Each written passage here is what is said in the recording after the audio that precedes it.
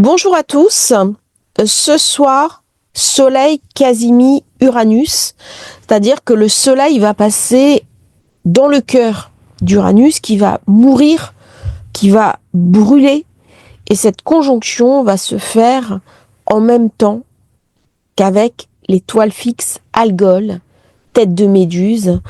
Et la conjonction Uranus-Méduse est toujours un moment avec des revers de fortune au niveau du collectif, un regain de tension au niveau des affrontements militaires, des tensions sur les marchés boursiers. C'est des perspectives relativement sombres. Et pourtant, quand le soleil arrive, il amène une impulsion de vie, il amène une mise en garde. Alors, bien entendu, les pourparlers sont assez tendus, mais ils ont déjà eu lieu, c'est-à-dire que l'idée d'une paix, et c'est un énorme pas en avant par rapport à ce qu'on a pu connaître tous ces derniers mois, est en train de voir le jour. Uranus, Soleil, vient illuminer dans mon thème de naissance une invitation à ma propre créativité.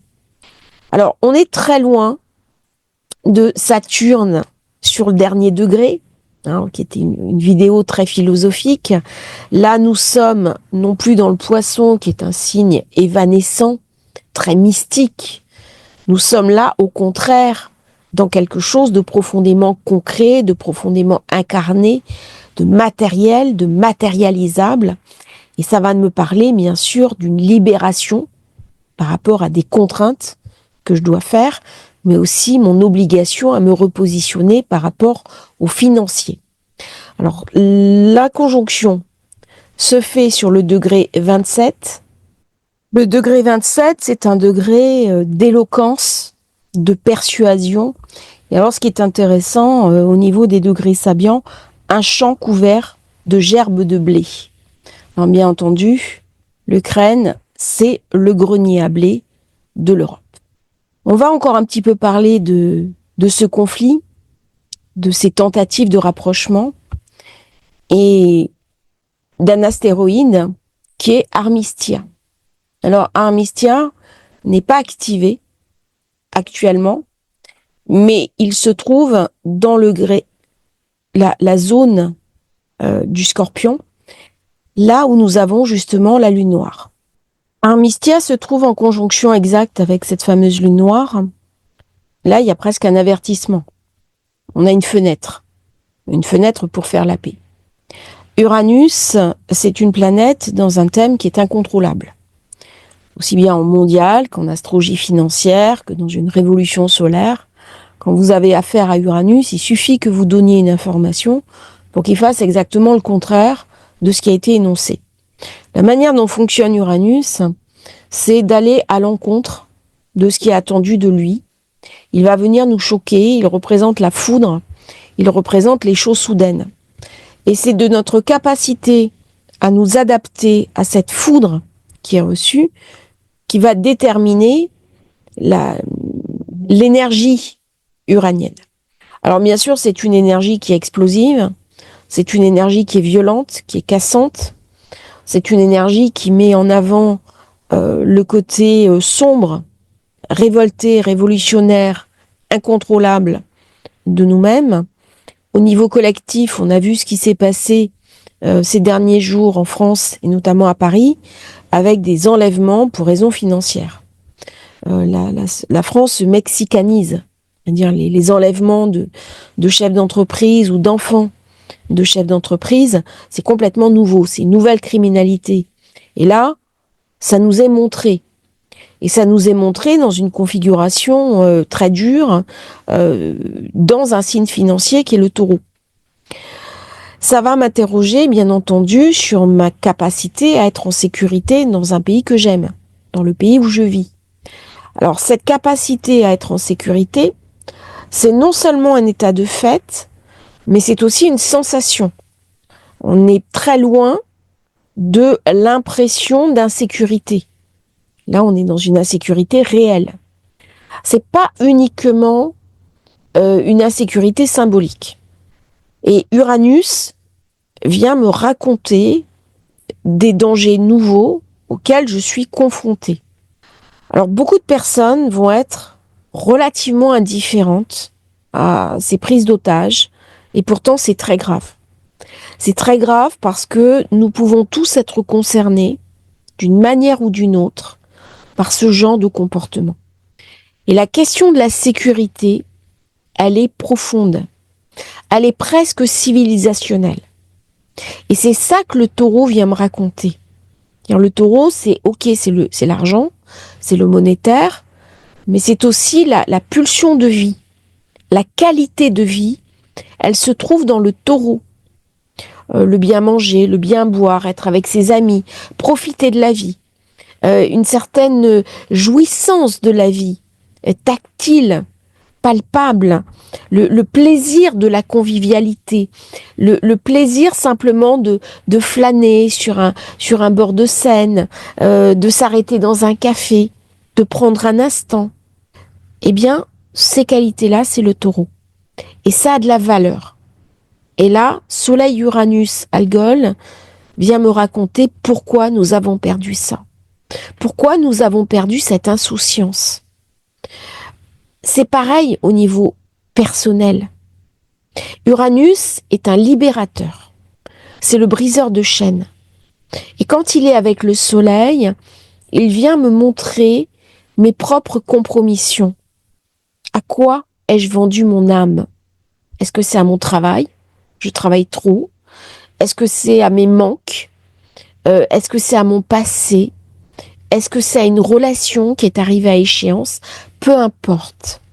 Autant Saturne, qui est sur le dernier degré, a une conversation très philosophique, il va parler à l'âme, autant Uranus me ramène dans quelque chose d'éminemment pragmatique. Avec le taureau, on est dans la vie de tous les jours. On est dans ce besoin que j'ai d'assurer ma propre subsistance, d'acheter ma propre nourriture. On a 3 signes qui correspondent à la nourriture. On a le taureau, on a le cancer et nous avons la Vierge. Ce sont les 3 signes qui me parlent de cette nourriture que je vais devoir ingurgiter pour maintenir la vie. Et là, il y a quelque chose qui m'est confisqué. Il y a quelque chose d'une violence. En plus, cette conjonction se fait au moment du carré exact entre Mars et Mercure. Donc une dépossession. Comme s'il y avait la volonté de poser une forme de contrôle sur les groupes, sur le quotidien que nous avons, sur nos finances également. Et là, il y a quelque chose qui va s'articuler différemment. C'est-à-dire que chaque fois que quelque chose m'est montré, aussi bien à titre collectif qu'individuel, je suis invitée à m'interroger en mode miroir. C'est-à-dire, il y a une configuration dans le ciel, vous êtes invité, si vous avez le 26 degrés du taureau activé, regardez contre quoi vous devez vous révolter. C'est pareil, si vous avez le 27 degrés, 26, 27 degrés Scorpion, c'est la même chose. Par contre, toutes les personnes qui ont ces 2 planètes en aspect, alors quel que soit l'aspect, aussi bien positif que négatif, regardez ce qui se passe en ce moment dans votre vie, parce qu'il y a forcément des changements à apporter. Alors cette configuration-là, elle vient me parler d'une violence, d'une associabilité, mais aussi d'un risque d'ensauvagement, parce que lorsque Uranus est lâché, lorsqu'il est hors de contrôle, et quand il est avec Algol, il est hors de contrôle, eh bien, tout peut arriver, même l'innommable. Alors, c'est une position qui est très intéressante pour aller au-delà de ses propres barrières, pour trancher, couper des interdits de parole, des censures qu'on va se mettre soi-même, et pour aller affronter ses propres démons intérieurs, et notamment sa peur. beaucoup parlé des peurs qui sont à l'intérieur de nous, qui nous empêchent d'avancer, qui nous empêchent de prendre en main notre vie. Et Uranus, c'est celui qui tranche les chaînes.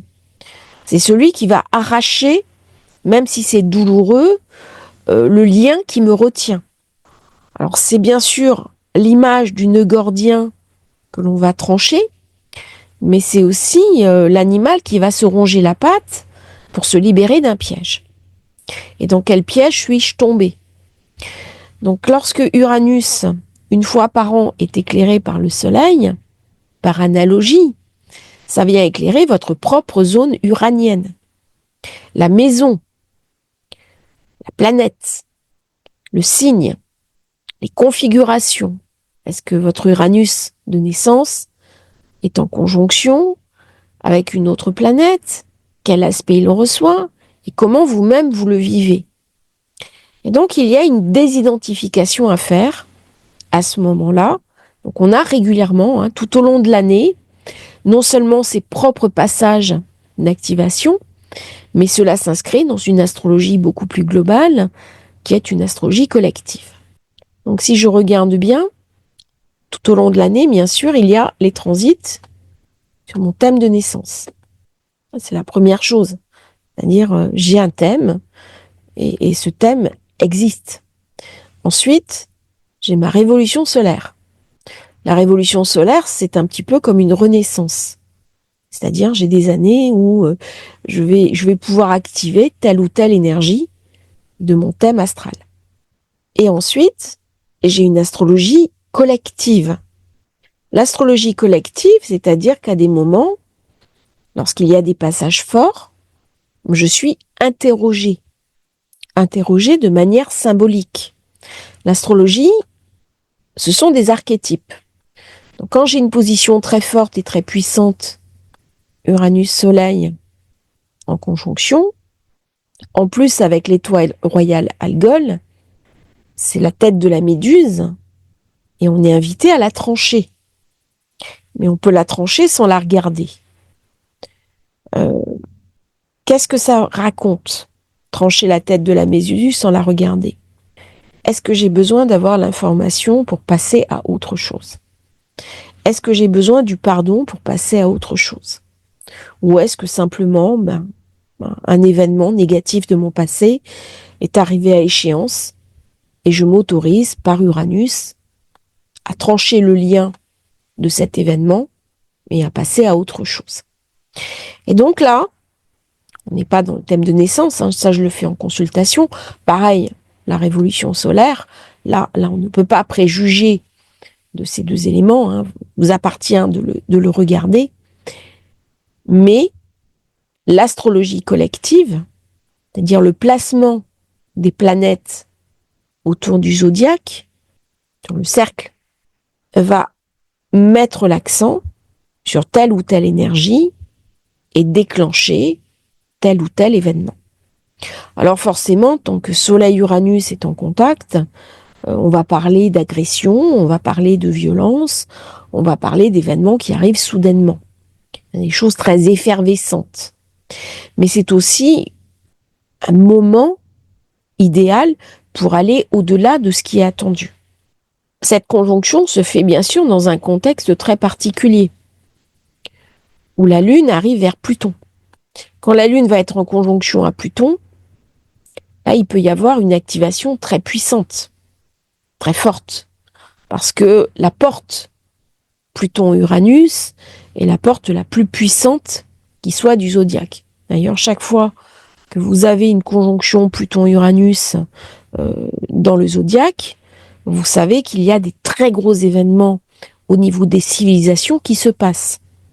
Là, il y a donc une opportunité qui nous est montrée. Cette opportunité, qu'est-ce que je peux en faire à titre personnel? Eh bien, regarder les événements de ma vie. Regarder ce qui se passe avec beaucoup d'objectivité, être très lucide. C'est aussi ne pas accepter ce que l'on veut m'imposer de l'extérieur. Alors, cette conjonction reçoit principalement des bons aspects. Est-ce que la révolte peut se faire de manière positive Pour moi, tout à fait. Est-ce que collectivement, elle peut se faire de manière positive? J'en suis pas aussi convaincue que ça. Mais il y a quelque chose de décalé que l'on va voir dans les jours qui viennent. Il y a quelque chose de différent. On va beaucoup entendre parler des artistes. Par exemple, il y a un artiste qui est décédé, qui était assez jeune. Il y a eu la condamnation aussi de Depardieu, qui est un monstre sacré. Il n'empêche qu'il y a un changement de mentalité, il y a des changements qui se mettent en place. Et ces changements de société se réalisent aussi sous la force et l'impulsion Uranus-Pluton. Et là, ce qui est intéressant de voir, c'est que nous avons, bien sûr, dans cette configuration-là, les deux luminaires, l'une, Pluton d'un côté, Uranus, Soleil de l'autre. Ça, c'est très, très puissant. Pourquoi? Parce que nous allons avoir ce grand portail qui s'ouvre et on le voit, il commence à se dessiner entre Pluton, Uranus, Saturne, Neptune, comme un grand protecteur. Et là, dans cette configuration positive, nous allons être invités au changement, aussi bien à titre individuel qu'à titre collectif. Il y a quelque chose qui ne tourne plus dans nos sociétés, parce qu'il y a des enjeux, parce qu'il y a un avenir à préparer, parce qu'il y a l'émergence d'intelligence artificielle qui résonne maintenant aussi bien, voire parfois mieux que des humains. Et tout cela se passe sans qu'il n'y ait aucune démarche philosophique ou éthique. Et à un moment donné, le système va obligatoirement bugger. Nous sommes à l'aube d'une révolution culturelle. Il y a des changements majeurs qui arrivent sur Internet, dans nos protocoles de sécurité, dans notre rapport à la monnaie, dans notre rapport aux financiers. Et devenez curieux, regardez ce qui se passe, parce que sinon vous allez louper le train et il va partir sans vous. Et c'est vraiment un moment pour ouvrir les yeux, pour aller au-delà de l'information qu'on vous donne. Et c'est très important pour votre vie, pour vos racines, et quelque part pour ce taureau qui représente aussi votre qualité de vie personnelle. Cet éclairage Soleil-Uranus invite à une forme de libération, à trancher avec des choses qui nous plombent, qui nous empêchent d'avancer, qui nous empêchent de nous réaliser. C'est un aspect de libération. Subir, c'est aussi un enfermement. Et je vois des fois des personnes qui sont dans des situations complexes. Et c'est un moment vraiment pour se poser les bonnes questions et surtout y apporter les bonnes réponses. Je vous remercie d'avoir suivi cette vidéo. J'espère qu'elle vous aura intéressé. N'oubliez pas de vous abonner à la chaîne, de liker et à bientôt pour un nouveau partage sur Astrologie Facile.